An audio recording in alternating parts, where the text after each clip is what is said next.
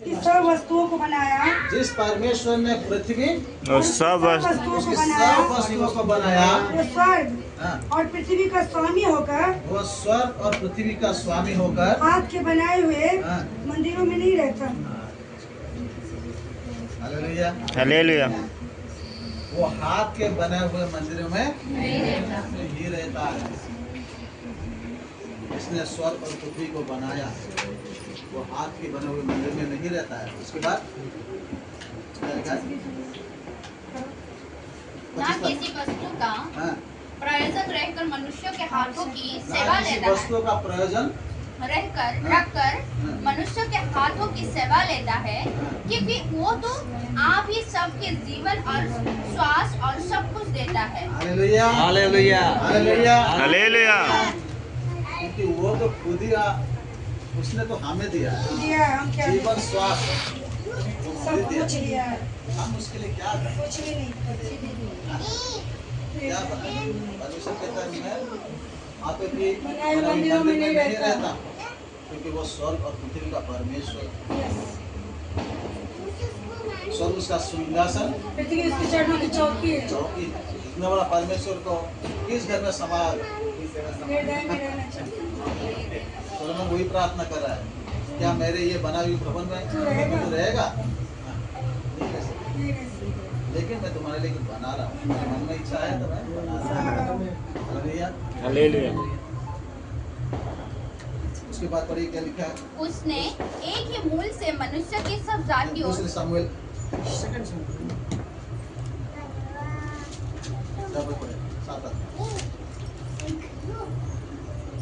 इसीलिए अब तुम्हारे दास दाऊद से ऐसा कह, सेनाओं के यहोवा यूं कहता है कि मैंने तो तुझे भेड़शाला से और भेड़ बकरियों के पीछे पीछे फिरने से इस मंशा से बुला लिया कि तू मेरी प्रजा इजराइल का प्रधान हो जाए। हाँ, तो दाऊद को परमेश्वर ने बुलाया, दाऊद को परमेश्वर ने बुलाया भेड़ बकरी चराने वाले को, और उसने बुलाया ताकि इजराइल के ऊपर क्या प्रधान हो जाए। और दाऊद को परमेश्वर ने प्रधान सिंहासन के ऊपर उठाया, और इसीलिए दाऊद के मन में यही आया क्या मैं तो उसके लिए। उसके बाद और जहाँ कहीं तो आया गया वहाँ में तेरे संग रहा और तेरे समस्त शत्रुओं को तेरे सामने से नाश किया है। फिर मैं तेरे नाम को पृथ्वी पर के बड़े बड़े लोगों के नामों के समान महान कर दूंगा। आमीन। हालेलुया। हालेलुया। तो जहाँ जहाँ गया मैं वहाँ संग रहा। मेरे संग मेरा थोड़ा हिंदी थोड़ा कमजोर है, इसलिए मेरा आप मेरे क्योंकि मैं वहाँ पर उड़िया प्रचार कर रहा हूँ। और उसके बाद क्या लिखा है। और मैं अपनी प्रजा इजराइल के लिए एक स्थान ठहराऊंगा और उसको स्थिर करूंगा कि वो अपने ही स्थान में बसी रहेगी और कभी सलायामान ना होगी, और कुटिल लोग उसे फिर दुख ना देने पाएंगे जैसे कि पहले दिनों में करते थे। वरन उस समय से भी जब मैं अपनी प्रजा इजराइल के ऊपर न्याय ठहराता था, और मैं तुझे तेरी समस्त शत्रुओं से विश्राम दूंगा। और यहोवा तुझे ये भी बताता है कि यहोवा तेरा घर बनाए रखेगा। जब तेरी आयु पूरी हो जाएगी और तू अपने पुरखाओं के संग सो जाएगा, तब मैं तेरे निज वंश को तेरे पीछे खड़ा करके उसके राज्य को स्थिर करूंगा। मेरे नाम का घर वही बनाएगा और और मैं उसकी राजगद्दी को सदैव स्थिर रखूंगा।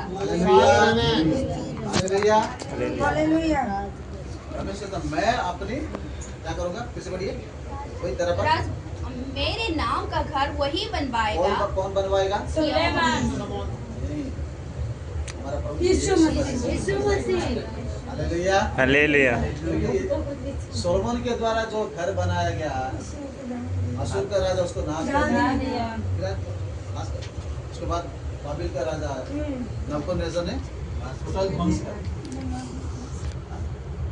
उसके बाद प्रभु यीशु मसीह ने भविष्यवाणी किया।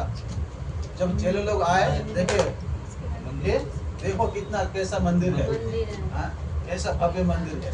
प्रभु यीशु मसीह ने क्या कहा? एक पत्थर कि ढाया ना जाए। तब टाइटस आया, उसको भी नहीं पूरा नाश कर। आज वहाँ पर खंडहर है, लेकिन एक दिन फिर से वो मंदिर बनेगा और उसका राज्य स्थिर रहेगा। Hallelujah, hallelujah. ये हमारा प्रभु यीशु मसीह, जो उसका राज्य स्थिर रहेगा और मंदिर हमेशा।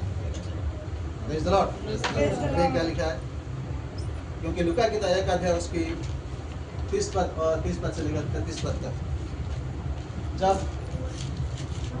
परमेश्वर का प्रधान दूत गाब्रिएल आया, स्वर्गदूत ने उससे कहा, हे मरियम, भयभीत न हो, क्योंकि परमेश्वर का अनुग्रह तुझ पर हुआ है। तुझ पर हुआ है। देख तू गर्भवती होगी, तो गर्भवती होगी और तेरे एक पुत्र उत्पन्न होगा। तेरा एक पुत्र उत्पन्न होगा। तू उसका नाम यीशु रखना। यीशु रखना। वो महान होगा। वो महान होगा। और परम प्रधान का पुत्र कहलाएगा। परम प्रधान का पुत्र कहलाएगा। और प्रभु परमेश्वर उसके पिता दाऊद का सिंहासन उसको देगा।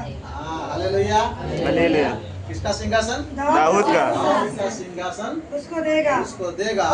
और वो याकूब के घराने पर सदा राज करेगा। सदा राज करेगा। और उसके राज का अंत न होगा। Hallelujah, hallelujah. धन्यवाद और वही राज्य में आप रहेंगे, रहने वाले हैं। Hallelujah. Thank you Lord. Thank you Jesus. इसका राज्य कभी अंत नहीं होगा। वो शांति का राज, वही राज्य करने के लिए एक बार आने वाला। ये एक भविष्यवाणी है, अभी तो पूरी नहीं हुआ है, पूरी होने वाली है। Thank you Lord. उसके बाद देखिए वही दूसरे सामुएल उसके 7 अध्याय में 14 पद में, मैं उसका पिता ठहरूंगा और वह मेरा पुत्र ठहरेगा। मैं उसका पिता ठहरूंगा, वो मेरा पुत्र ठहरेगा। हाँ, कौन? किसके बारे में कह रहा है? परमेश्वर, हम लोग के बारे में नहीं, यीशु मसीह। यीशु मसीह के बारे में कह रहा है।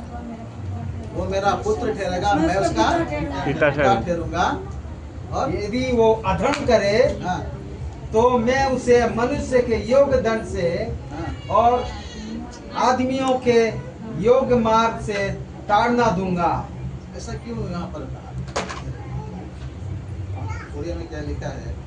अम्बे तहारा पिता है, बस से हमारा पुत्र है। रोमी किताब 1 अध्याय उसकी 3 और 4 पद पढ़िए। रोमी किताब 1 अध्याय उसकी 3 और 4 पद। अपने पुत्र हमारे यीशु मसीह के विषय में प्रतिज्ञा की थी। वो शरीर के भाव से तो दाऊद के वंश से उत्पन्न हुआ। वो शरीर के भाव से तो कहाँ से उत्पन्न हुआ? दाऊद के घर से उत्पन्न हुआ। हाँ, हाँ, और पवित्रता के आत्मा के भाव से हाँ, मरे हुए में से हाँ, जी उठने के कारण सामर्थ के साथ हाँ। परमेश्वर का पुत्र ठहरा। हाँ, परमेश्वर का पुत्र है। इसीलिए वहाँ पर भविष्यवाणी कर रहे हैं दाऊद के साथ। अधर्म करे तो इसलिए क्या कह रहे हैं? कि वो मैं उसका पिता ठहरूंगा और वो मेरा पुत्र पुत्र ठहरेगा। ठहरेगा। जब प्रभु यीशु मसीह मुर्दों में से जी उठा है, आमीन। Thank you, Lord। और यही तो परमेश्वर था। और उसके बाद लिखा है 14 पद में, मैं उसका पिता ठहरूंगा हाँ। और वो मेरा पुत्र ठहरेगा। हाँ। यदि वो अधर्म करे तो यदि वो अधर्म करे, मैं उसे मनुष्यों के योग्य दंड से प्रभु यीशु मसीह कभी अधर्म किया? नहीं। तो यहाँ पर ऐसा क्यों लिखा है? यदि वो अधर्म करे तो मनुष्य किसी, योग्य दंड से, और हम लोग का धर्म उस पर लादा गया। हाँ, hallelujah, hallelujah. Praise the Lord. Praise the Lord। क्योंकि पौलुस कहता है दूसरी कोरिन्थी उसके 5 अध्याय पढ़िए। दूसरी कोरिन्थी उसके 5 अध्याय उसकी 21 पद। दूसरी जो कोरिन्थी जो पाप से अज्ञात था, जो पाप से अज्ञात था, उसी को उसने हाँ, हमारे लिए हाँ, पापी ठहराया हाँ, कि हम उसमें होकर हाँ। परमेश्वर की धार्मिकता बन जाए। हालेलुया। क्या लिखा हुआ है? फिर से पढ़िए। जो पाप से अज्ञात था, हाँ, जिसके पाप उसी को हाँ। उसने हमारे लिए हमारे लिए पाप ठहराया पाप ठहराया गया। कि हम उसमें होकर हाँ, परमेश्वर की धार्मिकता बन जाए। परमेश्वर की धार्मिकता। इसलिए वहां पर कहता है जो 14 पद में सेकंड में, अगर वो अधर्म करे, उसने कोई अधर्म नहीं नहीं किया था, लेकिन हमारा आदर उनके ऊपर ला दिया गया। हमारे बाप को लगे। पत्रस भी कहता है, पहला पत्रस 2 अध्याय देखिए 22 से 14 24 पद तक। पहला पत्रस 2 अध्याय उसकी 22 से 24 पद तक। ना तो उसने पाप किया, ना तो उसने पाप किया और न उसके मुंह से हाँ, छल की कोई बात निकली। ना तो उसने कोई पाप